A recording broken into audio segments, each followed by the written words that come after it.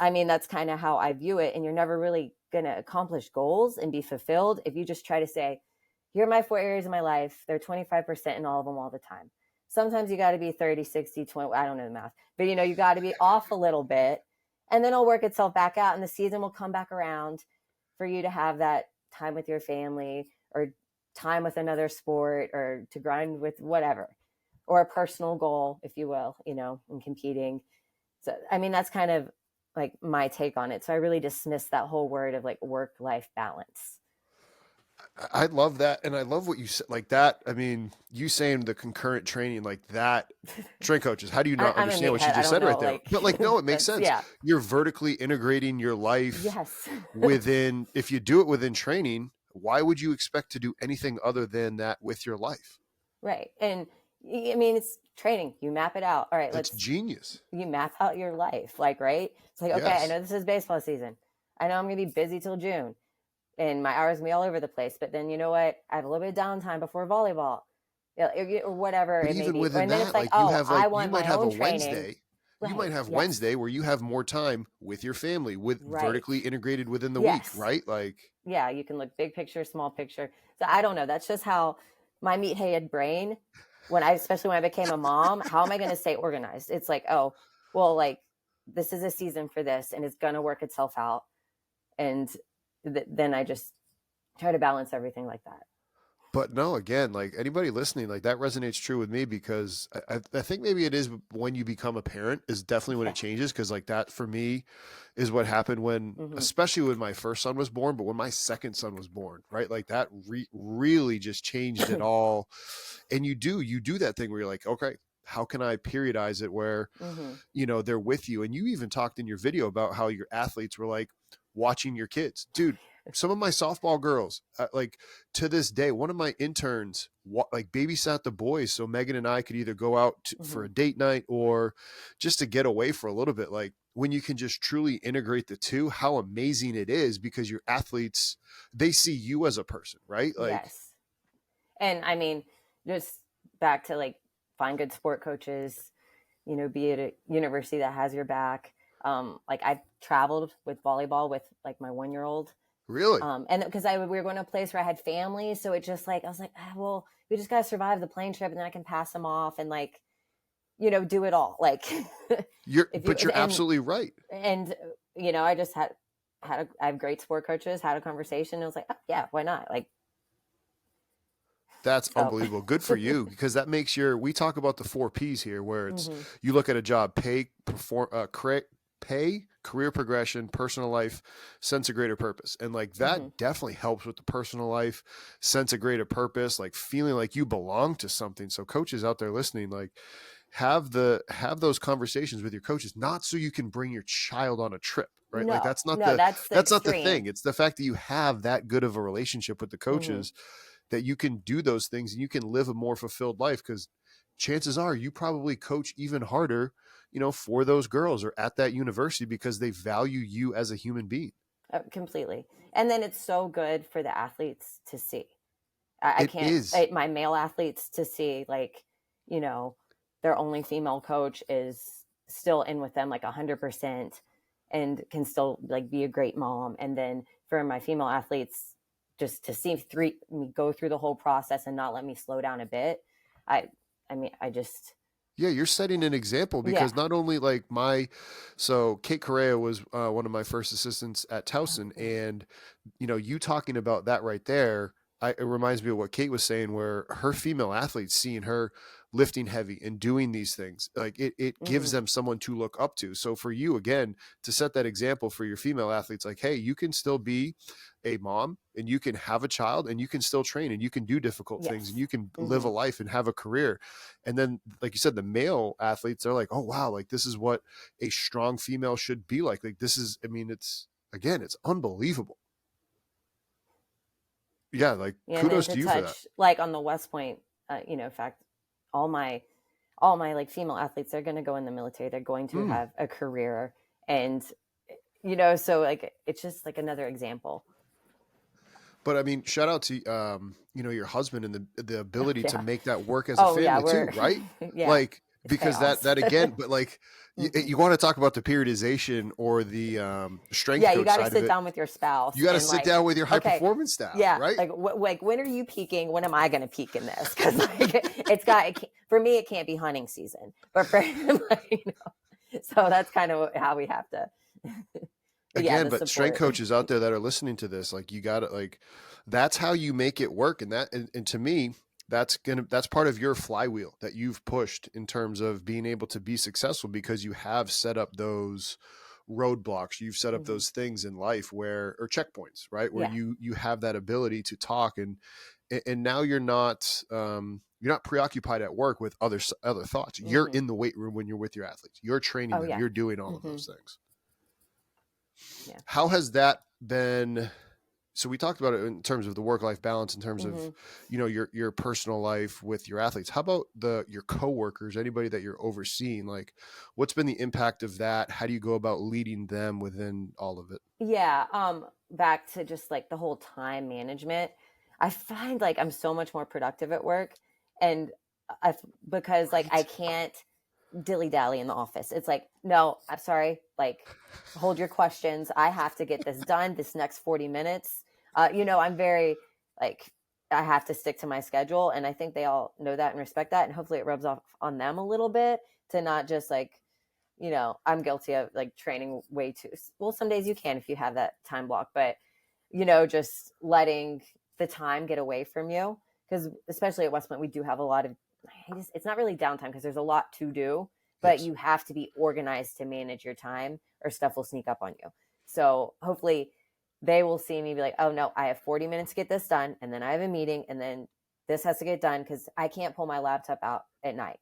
And I can wake up early and pull it out, but my baby might be up. Yeah. So it's not a guarantee that I'm going to have it undivided attention. So this is my like office time.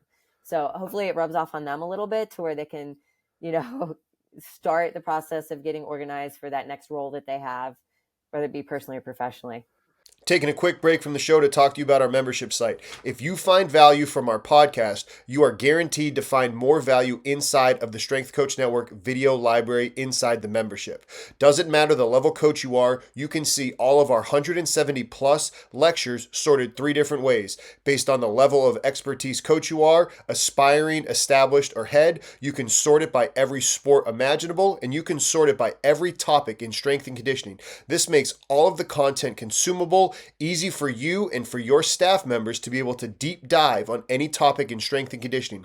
Click the link down below to try the site out for 24 hours for only $1. Then your membership turns into a monthly membership where the price is less than $30 a month for $29.99, which is less than going out to dinner by yourself. You have access to all of this content. Click the link down below.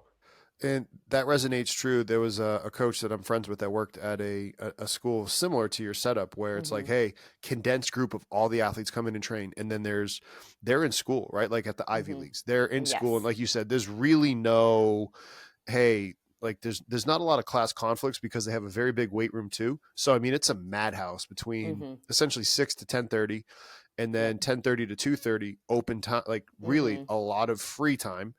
And then 2:30 to 6:30, it's a madhouse again. So it's like the coaches explained to me when I was there interning, hey, we're on the floor and we're working really hard during those 4 hours.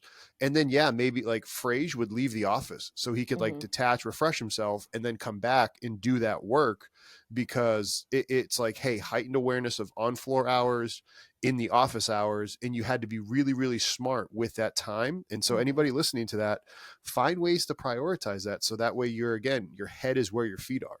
Yes, exactly. So, anybody else listening to this right now, Kenna and I had a mutual contact, Bree, who was a softball coach there for a while and then now has gone into the military. Did you ever have any of that desire? Because when we had her on the show, she just talked about how, leadership and how that was an opportunity to lead more people. Was that something that either A, happens a lot that you've seen at Army West Point? Is that something that ever crossed your mind? I've seen it happen. For me personally, like I love serving those that serve. I love my passion is strength and conditioning. And when I can share that passion, I then have purpose. and then their purpose can go on and be that leader. So I can be the person behind the scenes that maybe help them, influence them a little bit for their career. So that's really like how I found my place here. I have seen a lot of like coaches or just really anyone that steps on foot at West Point then want to join the military or, really anything service related. So for me, though, I find joy in serving those that serve. Yeah, that resonates, for me, and I think for other coaches too, because you're starting to see more and more coaches going into this H2F route. Oh, yeah. Have you seen more coaches in your personal circle that are branching out? And if so, what have they been saying to you? What are the pros and cons in your detached point of view from it? I've had a lot of coworkers or just like people through the field, friends, take that route from college. And it's just like, it's different. You are gaining, like you are training someone for their job that is the military, but you're giving up the whole sports and team dynamic. So True. I don't know. I think the main question is like, how much do you love sports? And then kind of work backwards from there. So that's been the main thing I've heard people like say is, oh, I miss the team. I miss the university feel and like everyone in a program together. Because there you have a lot of individuals with like personal goals. Yeah. So that's the biggest difference. Well, then what's your recommendation for anybody that does have, for having 1,100 athletes across that many, like those few of sports, for lack of a better term, like how do you manage that large of a roster? I don't know. I guess I'm like kind of used to it right now because I've been here. You'll be bored if you go to a regular university ever. I've really said that so many times because, like, I got here and first of all, I'm from the South, so just location wise alone, being in New York, I never thought like I would be here this long. I thought like I'd work my way back down to maybe not Alabama, but like that type of area. And it didn't happen because I just like fell in love with like working with the cadet athletes. And I absolutely love the challenges of dealing with so many of them and the schedule conflicts. And then we haven't even really touched on it, but like their military requirements. Yeah. Like if you can get your training to work here, you can get it to work anywhere.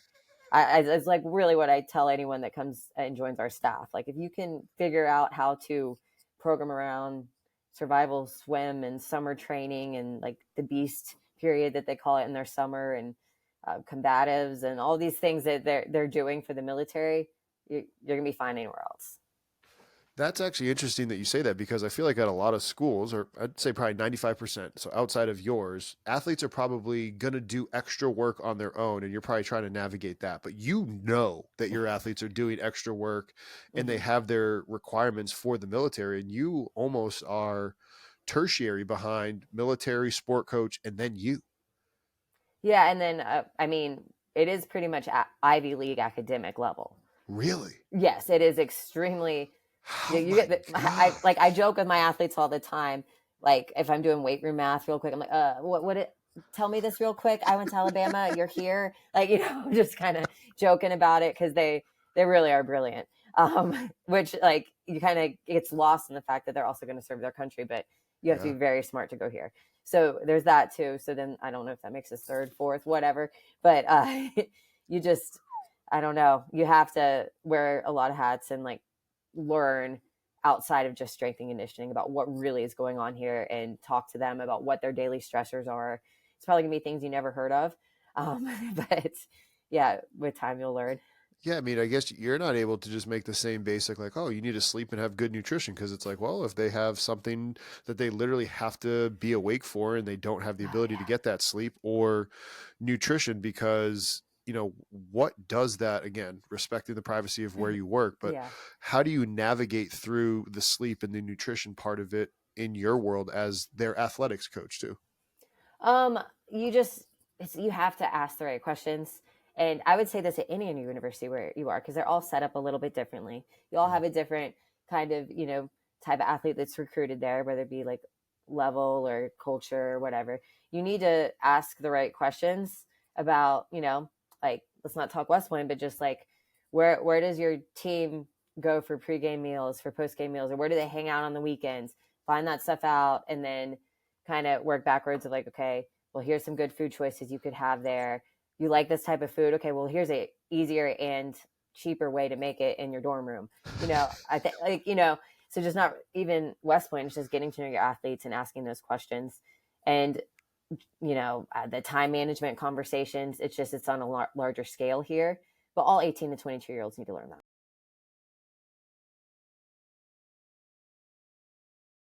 Congratulations on making it to the end of the video. Why don't you celebrate by watching more videos just like it? You can also help us on our quest to placate the algorithm gods by liking, sharing, subscribing, and commenting. Thank you.